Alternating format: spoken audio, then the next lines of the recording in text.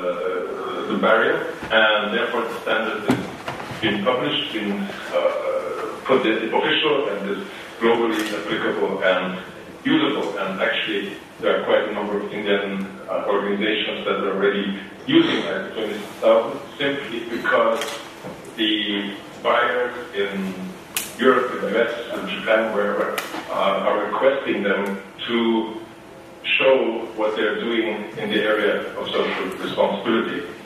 So just that on the history of this document, it's a 90-page document, which is rare for an ISO standard. Normally ISO standards are much thinner, but of course the topic of social responsibility is not as easy. Normally you would have an ISO standard and technical requirements, meaning measuring something, weighing something, pretty clear, straightforward. Social responsibility is not quite that easy. You cannot measure or weigh social responsibility. It's much more about a process, about a philosophy, about things that you do regarding the impacts of your activities. So that actually leads me already directly into what this standard is about.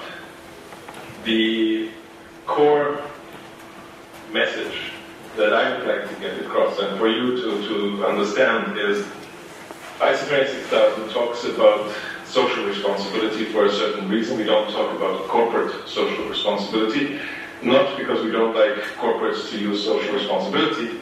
On the contrary, it is the simple reason this standard is applicable to all kinds of organizations, not only corporates, but government organizations, NGOs, trade unions, any kind of organization can use this standard. So we dropped the C from the corporate social responsibility and called the standard social responsibility. Nevertheless, the content or the main measure, the main message that this standard has is social responsibility understood in the context of ISO 26000 has nothing to do with charity, philanthropy, sponsorships, etc.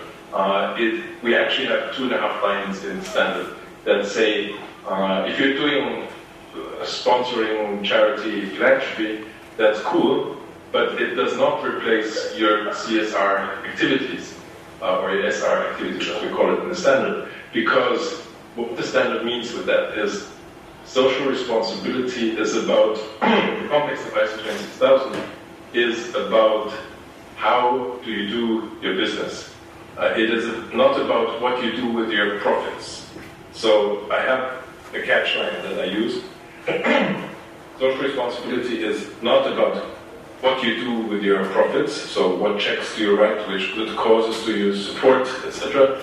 But it's rather, how did you make these profits? That is what social responsibility is about. How do you deal with the impacts of your work? How do you deal with the impacts of your work on society, on the environment, and also, of course, on the economic areas? Which leads me to the second major concept that ISO 26000 contains, and that is what we call the triple bottom line. If you look at businesses, if we take that as an example, they would normally look at their economic sphere of influence, their economic area, the economic impacts that they have, decisions that they take, their economic impact. They would not necessarily take into account what does that impact or that decision that I take have an impact on society, on the environment. So the 3 dimensions, economy, environment, and society, actually make up the full picture of any decision. So social responsibility tries to highlight that businesses have responsibility to not only think about their economic consequences of their decision, but also about the social consequences of the decision and the environmental consequences of the decision. And why I'm using the term triple bottom line is that the meaning is that whatever happens in the societal sphere, in the environmental sphere, has an impact on my financial performance. And I will tell you an example for that. Several examples, but I will choose the famous one, which has been documented in the Harvard Business Journal. The Ford Motor Corporation has, in the 90s, brought out a car in the US called the Ford Pinto. And it was a very successful family car, but had a slight problem that if another car bumped into it from behind at a certain speed, it would explode. The people in the car would get killed or hurt. The reason for that was that they had forgotten the metal plate in the car between the boot and the fuel tank. So they realized that, of course, and later models had this metal plate, but there were a large number of cars on the streets that did not have that metal plate. So at the time of the 93, we're at the year 93 actually, the shareholder value, the concept of Milton Friedman that the company management is there to achieve the highest possible return on investment for the shareholder, was the prevailing way of thinking.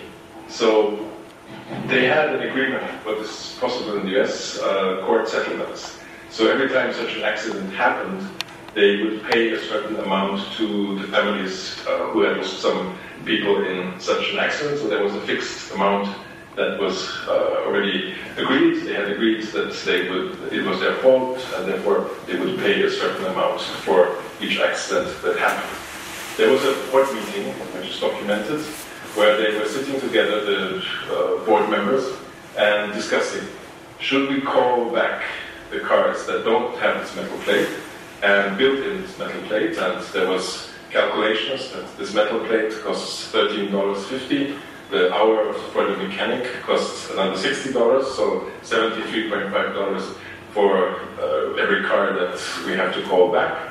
The communications director saying, no, we shouldn't call back the cars because that would harm our reputation. We would publicly admit that we have made a mistake, etc., etc. The legal director saying we have these court agreements and they cost us so and so much money per year. And the number is decreasing because less and less cars without this plate are on the street. So the decision was taken not to call back these cars, to go with these court settlements, and therefore practically taking the risk of lives rather than saving the shareholder money by using or choosing the cheaper option for the company. Now, one person in that board got a bad conscience, and the protocol of that meeting was brought to the New York Times, and they were very happy to have a nice story.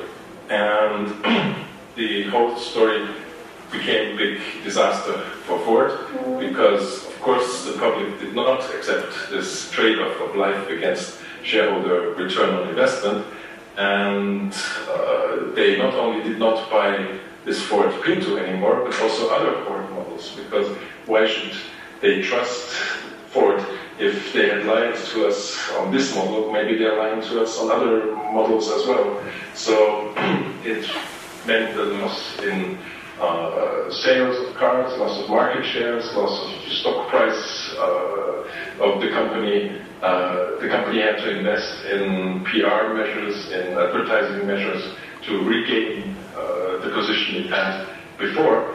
And this Harvard Business Journal case study was done by KPMG, who tried to evaluate the costs of that decision that was taken in 93, taking the shareholder value at a very narrow dimensional approach, and they calculated that the cost was $1.5 billion that this decision had cost Ford, because the society did not accept that lives were put at a lesser price than the return on investment for shareholders. So the society, one of the three dimensions of the triple bottom line, had a direct influence on the money bottom line for the shareholder.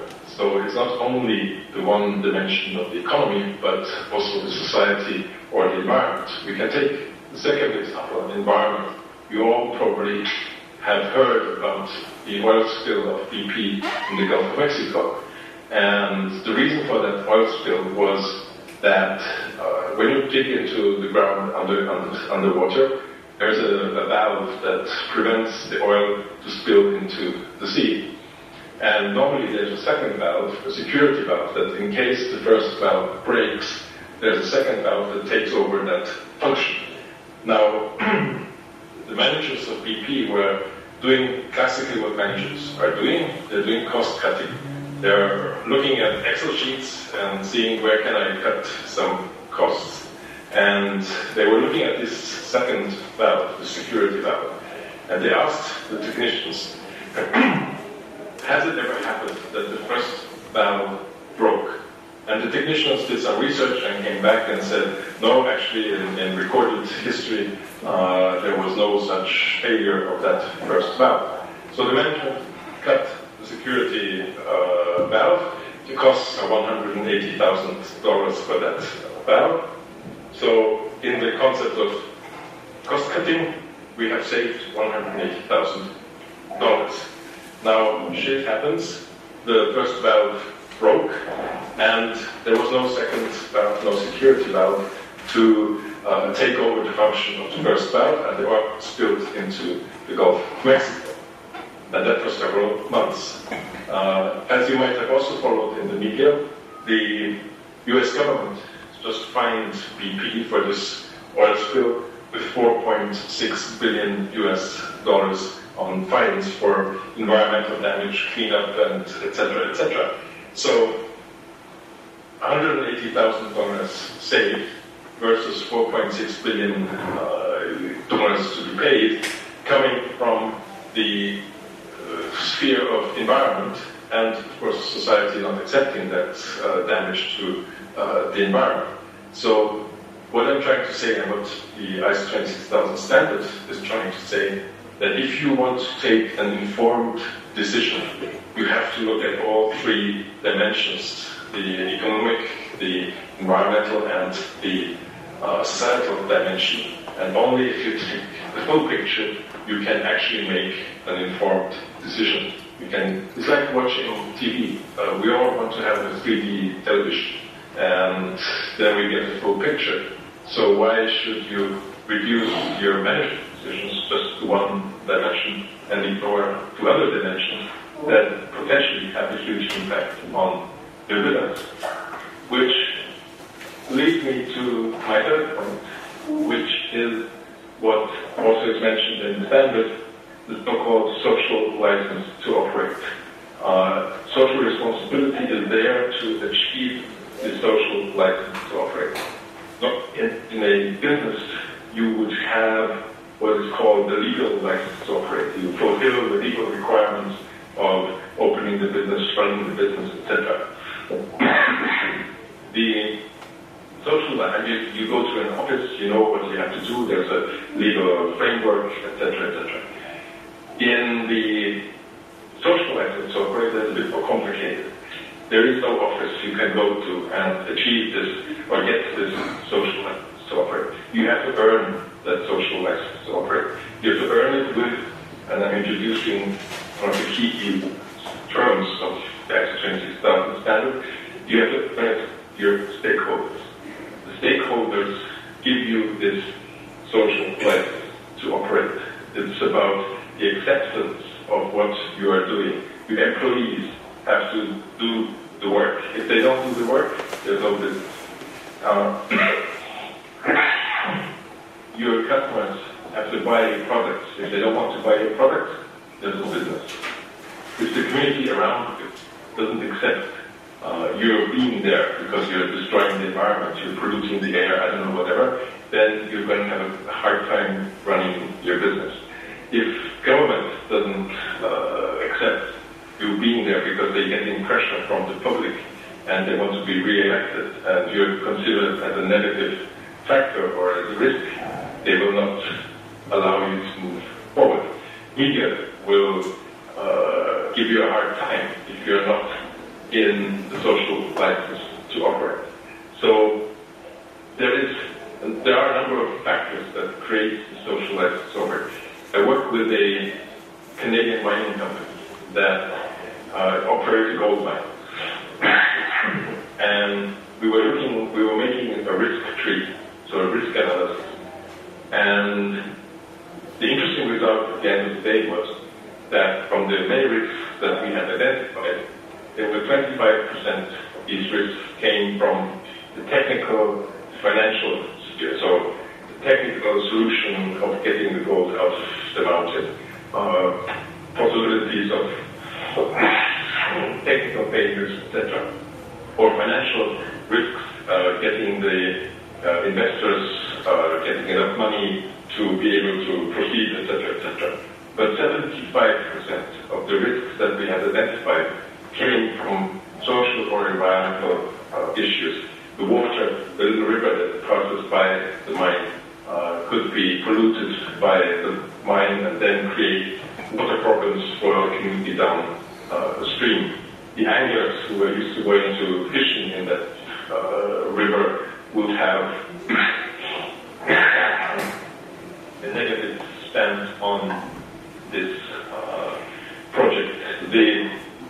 A lot of factors in society that we didn't provide jobs for the local population. Why should they accept a mine there with heavy trucks, with noise pollution, dust pollution, etc., etc., and there are no jobs created in the community. So there is a lot of factors that are outside of the purely technical, financial sphere that actually decide about success or failure of your project.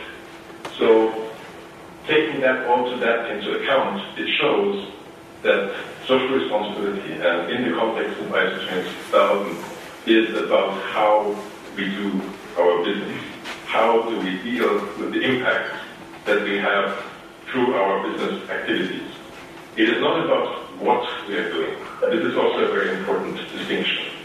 We had a big debate in making of the standard with WHO, the World Health Organization, who was lobbying very heavily that the tobacco industry should not be able to claim to be socially responsible and use the ISO 26000 standard because their product kills millions of people. It's responsible for the death of millions of people. So they were lobbying that a tobacco company should not be able to have ISO 26000, should not be able to claim to be socially responsible. Now, we had a long debate on that, and the end result was exactly, if you have listened earlier, it is about how we do our business. It is not about what we are doing. So also the tobacco industry, also a company producing weapons, a company producing alcohol, a company producing sugar, fast food chains. All these, the question would be, where do you draw the line? Because yes, we could agree that tobacco is dangerous. Alcohol is dangerous. Weapons are dangerous. Cars kill thousands of people every year. In the end, only plastic bottle recyclers would be eligible for claiming to be socially responsible, and probably would find something negative there also. So the line that we drew was the business has to be legal. If it is legal, it can claim to be socially responsible, because it is about the how, not the what. So that is also a very important distinction to make. I think that's the stakeholder aspect. The standard has 7 core subjects, starting from organizational governance, human rights, labor practices, environment, consumer issues, fair operating practices, and the community development. All of that is what organizations should be looking at, but not all of them will be equally relevant and significant to an organization. So a cement industry, for example, to take an example, has big impacts on the environment. But they will only have 5 clients to whom they sell the cement, which are wholesalers, and that is are their customers. So customer issues will not be a major issue for the cement industry. Therefore, when dealing with the 7 core subjects, they should concentrate on their material issues. And the material issue in this case is the environment. If we take in comparison a mobile phone company has millions of subscribers. So customer issues are a key element because they have millions of customers and they have to deal with that. Sunlight logistics will not be a marginal issue because they have a few masts standing in the landscape, a few diesel generators for these masts, etc., but that's not a major impact. Their major impact is on their customers. So just for you to understand that the 7 core subjects that ISO 26000 has laid out are all relevant, but they're not equally relevant or significant for each organization. So it depends on what kind of organization you are. And now to the point with the stakeholders. What I said just now is the internal view. We have, let's take a figure, 40 million customers as a mobile phone provider. So we believe customers is a key element. But stakeholders out there could very well believe that environmental issues are an issue for the mobile phone company. Because the people who have one of these antennas on the roof of their house, they might feel that they don't sleep that well, or they get headaches, or whatever.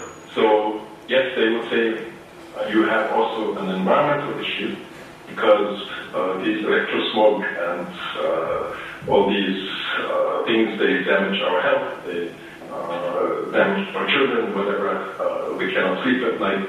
So there's the internal perspective. We believe these are our material issues, but there's also a second filter which says what are the expectations of stakeholders?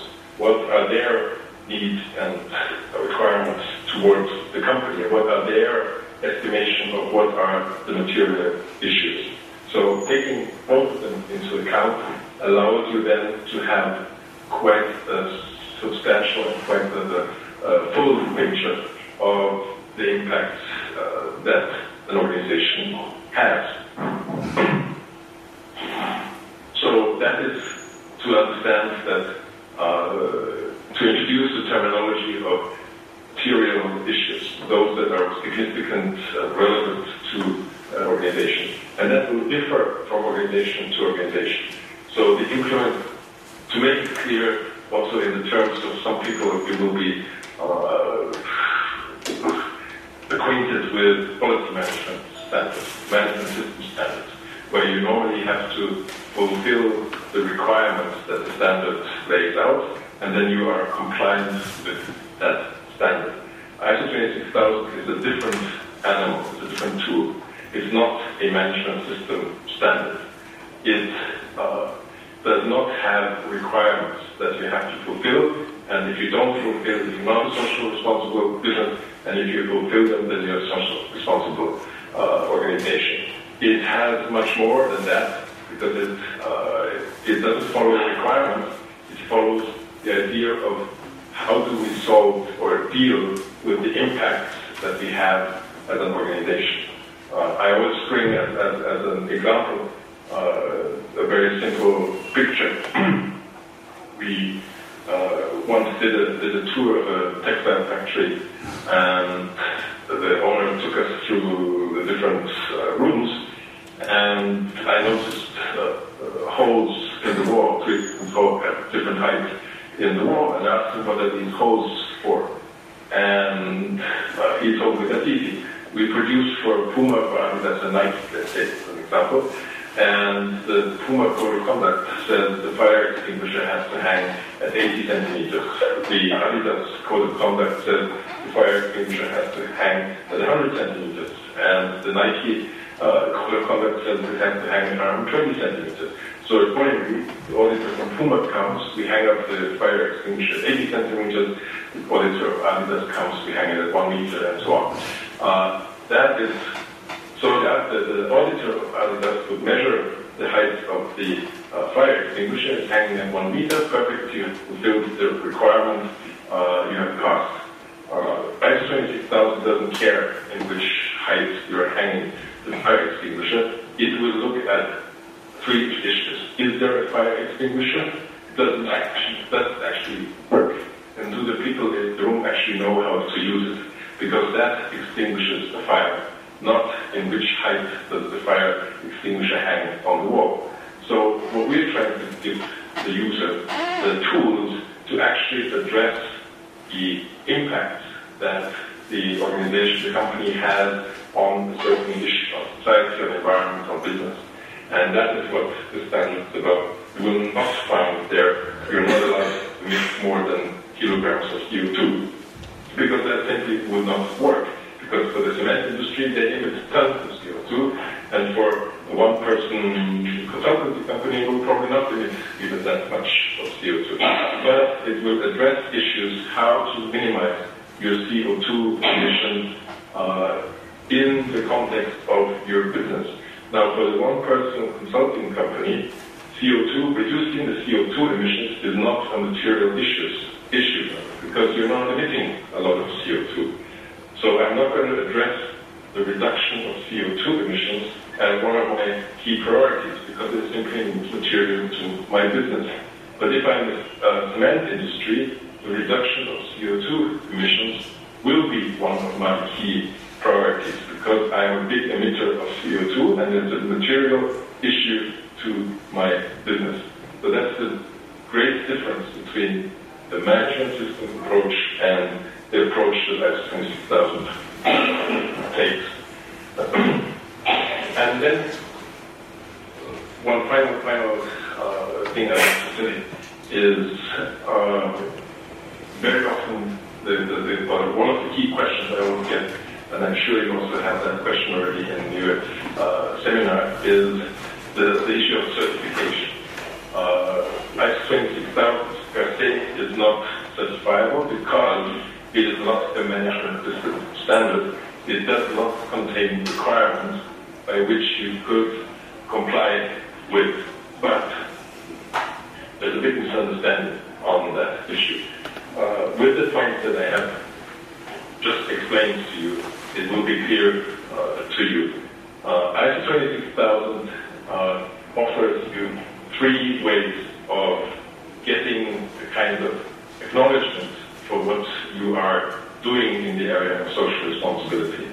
First is you can do, and these are steps, these are different offers what you can do. One is you can do self-declaration. So I, as a company, say we are implementing ISO 26000, we are following it, it's the basis for our social responsibility activities. Great. Now, we live in a bad world. There are some people out there who don't believe you, what you say. Strange, but that's how it is. So that's why we offer a second option. The second option is ask your stakeholders. Ask your employees, your customers, your suppliers, your neighbors, what do they think about your social responsibility activities? How do they feel that you're implementing social responsibility in your organization? And we have a very famous case where a chemical company, Borealis, the 5th largest chemical company in the world, they made a CSR report, but it is written by their employees. It's not written by a PR company or their communications department or social responsibility department. It's written by their employees.